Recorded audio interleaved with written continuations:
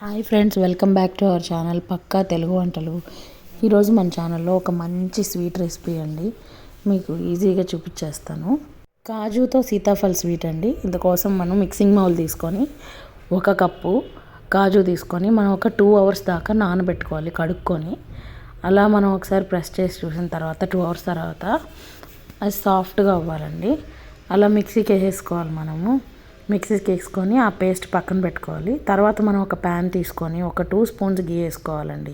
ఎక్కువ అవసరం లేదు, అడుగు పట్టేయకుండా కొంచెం గీ వేస్తే టేస్ట్ కూడా బాగుంటుంది.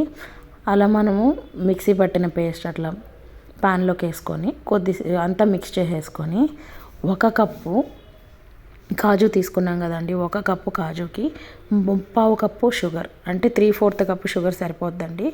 ఒకసారి మనము షుగర్ కరిగిన దాకా మనం మిక్స్ చేసుకోవాలి. ఇప్పుడు సిరప్ లాగా వస్తుందండి, థిన్గా వస్తుంది మొత్తం మనకి. చూడండి అలా వస్తుంది. కింద అడుగు పట్టేయకుండా మనము అది బాగా మనకి దగ్గర పడేంత వరకు మనం కలుపుతూనే ఉండాలి. లేదంటే అడుగు పట్టేస్తుంది, టేస్ట్ మారిపోతుంది, అసలు బాగోదు.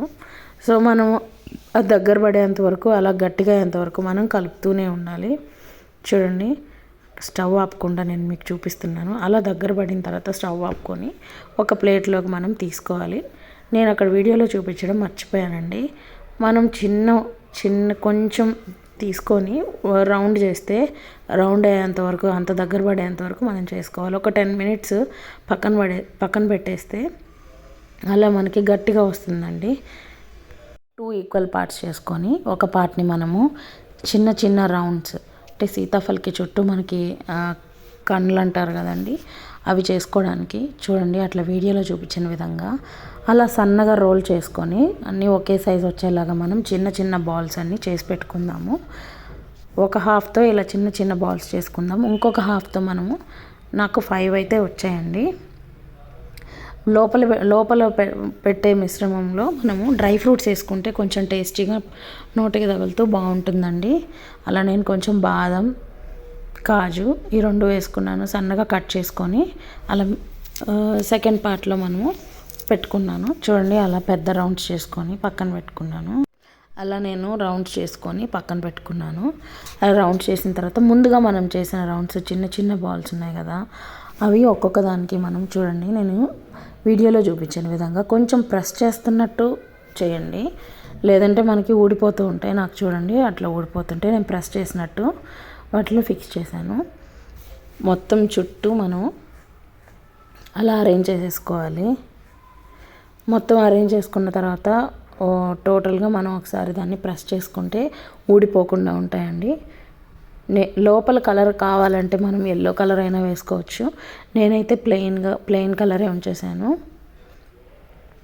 చూడండి, అలా ఒకసారి ప్రెస్ చేసుకుంటే ఊడిపోకుండా బాగా గట్టిగా ఉంటాయండి.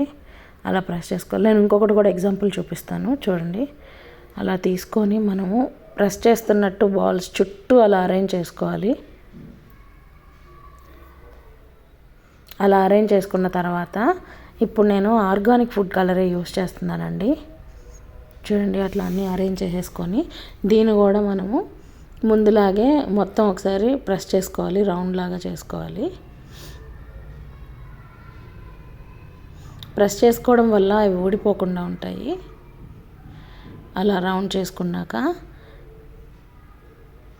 గ్రీన్ కలర్ అండి, ఆర్గానిక్దేనండి నేను యూజ్ చేసింది. కొద్దిగా పౌడర్ తీసుకొని అందులో వాటర్ వేసుకున్నాను. వాటర్ వేసుకొని కొంచెం లిక్విడ్ చేతిలోకి తీసుకొని డైరెక్ట్గా అప్లై చేయకుండా చేతిలోకి తీసుకొని రబ్ చేశాను. రబ్ చేసి ఇప్పుడు మనం అలా కలర్ వచ్చేలాగా, సీతాఫల్ గ్రీన్ కలర్లో ఉంటుంది కదండి, అలా కలర్ వచ్చేలాగా లోపలికి అంటకుండా పైనే లైట్గా అలా కలర్ టచ్ చేశానండి. ఆ గ్యాప్స్లో వైట్ కనిపిస్తేనే సీతాఫల్ లాగా అనిపిస్తుంది. అదే టెక్స్చర్ అదే రావడానికి నేను పైన లవంగం పెట్టానండి. మీకు కానీ నాకు స్వీట్ ఐటెం నచ్చితే ప్లీజ్ సబ్స్క్రైబ్ చేయండి, లైక్ చేయండి, షేర్ చేయండి, కామెంట్ చేయండి. Thank you for watching.